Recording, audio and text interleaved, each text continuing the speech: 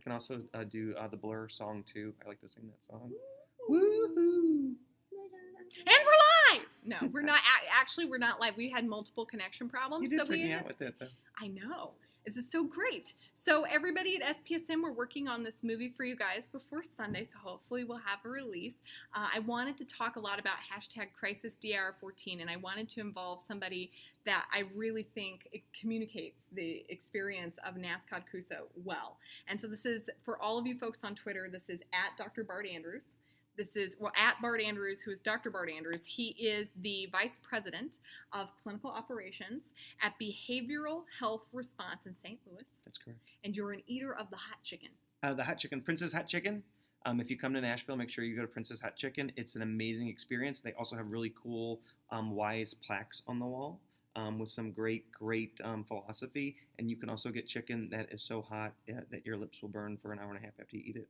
Which And is like nice. I tried to get this chicken. I haven't had the chicken, but like NASCAD is. But let's be fair. You haven't really tried that hard because you've had a couple of opportunities to actually go. And I get hot have chicken. been in a van on my way to chicken. That Twice. and you didn't really try that hard then either. I was in the back in the cargo. We have a different opinion about this. So it's like NASCAD is the conference where you end up in the cargo part of the van being driven around for 40 minutes and then you don't get any chicken. But you get ribs, white barbecue sauce, which is gross. It tasted like a substance that you can imagine. It was unfortunate. And then yeah. boots, and they tried to get you to buy $500 boots that were beautiful, but they were $500. But thank you, Doug and Chelsea. I made great friends at Big Time Boots. And then I'm trying to explain to people, because I was invited to be here, but you are all new people to me.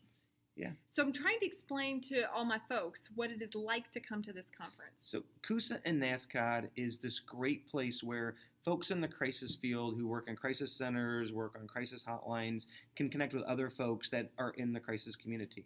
And that's really important for us. There's safety in numbers for us. When you're in your own community, there's probably only you as the crisis agency. Sometimes you might have another crisis agency, but you're not going to have a lot of contact with those folks. So you don't have a lot of people around you that are doing the same thing that you're doing.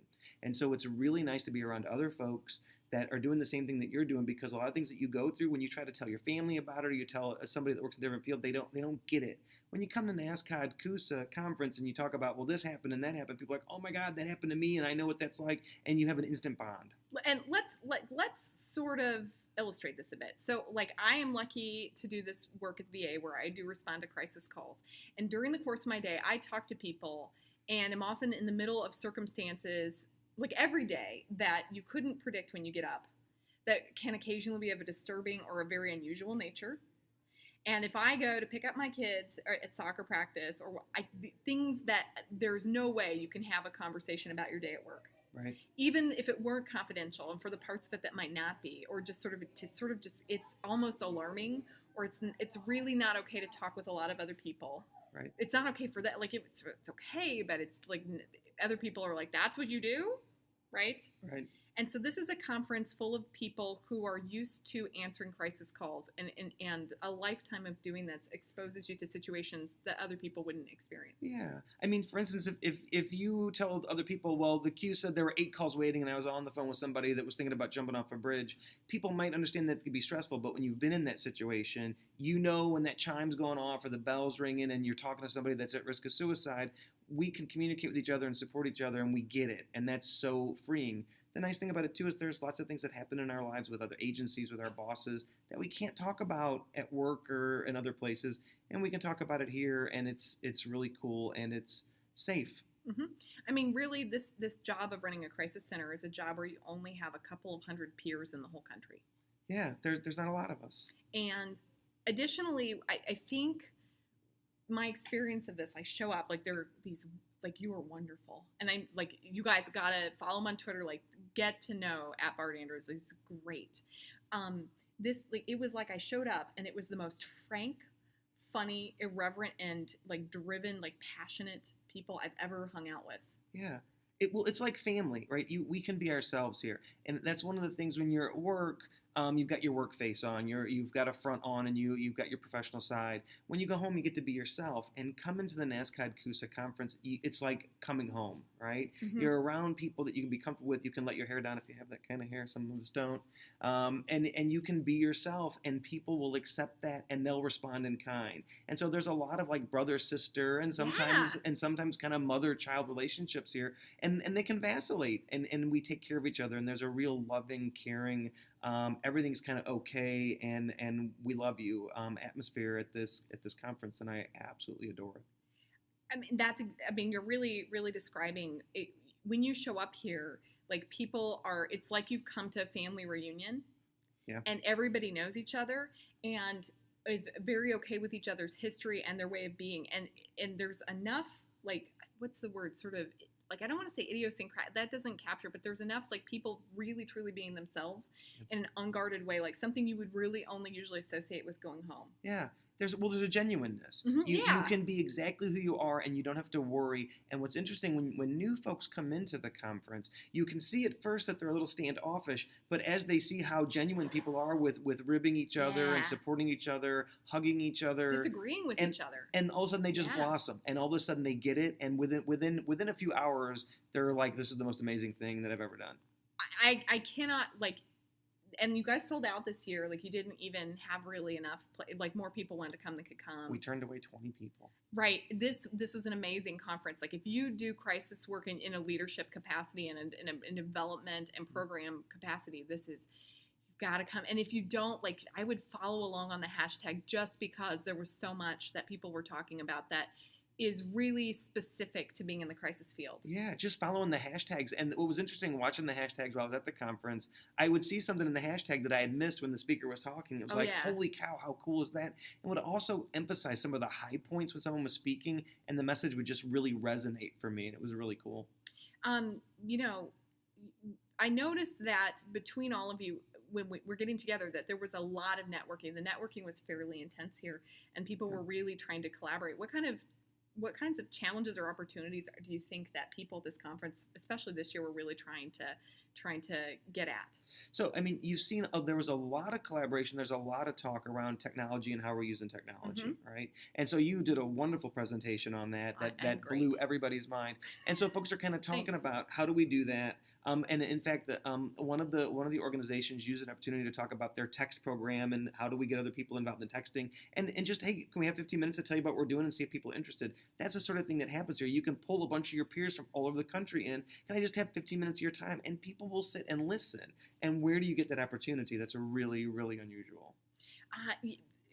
So you think about that, people are really collaborating on a very high level in a serious way, that in a way that impacts people's lives and that affects, I mean, this is your safety net across the whole country, and these are the people who organize it, and they're being themselves, they're being very genuine in an unguarded way, and you very rarely see organizational levels of that level of leadership also being very unguarded, like it's impersonal. It was, it's really amazing.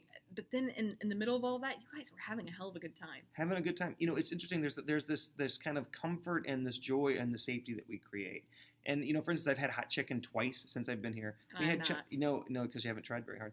And when we had hot chicken last night, there was a bunch of us at dinner, and a director who's the longest, Karen Easter, who's the longest acting director probably in the country, like 40 years, was telling us the story. And Karen, the story was way too long. And so I made a comment about, boy, the story is really long. And we lost it. So everybody just started busting up. What was so funny is we're all cracking up, tears are pouring down her face, and Karen continued to tell the story. Oh, yeah. There was no, she didn't stop and wasn't offended by the fact that we were belly laughing at the fact that her story went on forever. And she made a great point that people were then talking about afterward. Like, all of that legitimately happened and will probably, like, impact the culture about chronic feelings of suicidal ideation or suicidal thoughts and feelings versus having a history of suicide attempt, and how nationally our programming and our agencies support those folks being involved in recovery efforts. Like this happened at a very real level with Karen Easter and with Bart Andrews and with this wonderful tight-knit cohort, and it also had this big impact. Like, It's crazy. Yeah, I mean, when we were talking about lived experience and how we're defining lived experiences, we had a great conversation about the power of language. And one of the things that I'll be talking about later this evening is how we need to be intentional about the language we use when we're talking Mm-hmm. about suicide. Because if you're not intentional and careful about the words that you use, you run the risk of triggering people or upsetting them or having them feel excluded. And we know that having a lack of a sense of belonging or feeling excluded from a group is one of the things that contributes to suicide. So we need to be as inclusive as possible at all times, and very intentional about the language that we use. And so one of the things that I just came up today, we need to be have a suicide informed approach about how Mm-hmm. we talk to people, how we educate people, and how we include people. And you're going to talk tonight, like, because I've heard about this, and folks, I'll just have to comment on this at the Twitter chat later because I've never seen this before.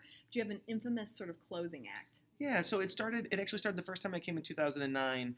I hadn't been able to, it was my first conference, and lots of people were doing lots of work, and I didn't have anything to do. And I said, well, can I present something? And they're like, well, we don't really have a closer, so to speak. And I'm like, well, I'll do a closing. And for that conference, I decided to do something kind of funny, and I created a top 10 list of the top 10 reasons you know that you're a crisis line director. And I took some risks with it, and I wasn't sure how it would play, and people absolutely loved it. And so it's always been a mix of a little bit of humor and a little bit of seriousness, and kind of what are the next steps for us and our community. And I think that we'll get a little bit of that tonight. So this is Mhm. sort of the pre-show, and as a matter of fact, we're going to need to make sure intentionally that this video bit is short so that you can get on your way to doing this.